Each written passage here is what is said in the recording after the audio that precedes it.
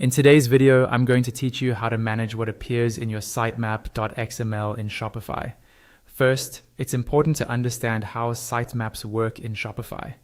You cannot directly edit the Sitemap.xml file itself. Shopify automatically generates this file for your store and keeps it updated for you. Every time you add, remove, or unpublish products, create or delete pages, add or remove collections, or publish blog posts, Shopify refreshes the sitemap in the background. So instead of editing the sitemap file, what you actually control is which content is visible on your online store. Anything that is published and visible will usually be included in the sitemap, and anything that's hidden or unpublished will be left out. Let's start with products. Log into your Shopify admin dashboard. On the left-hand panel, click on products. You'll see a list of all your products.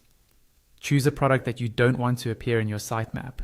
Inside the product editor, look to the top right sidebar for the status area. Open the drop-down and change the status to draft if you don't want it to be active. Just below that, you'll see a publishing section. Click the Manage option there and a pop-up will appear. In that pop-up, uncheck Online Store, then click Done. Finally, click Save at the top. You can repeat this process for any other products you don't want included. Next, let's look at collections. From the left-hand panel, under Products, click Collections. Choose a collection you want to adjust. In the collection editor, go to the publishing area on the right side and click Manage.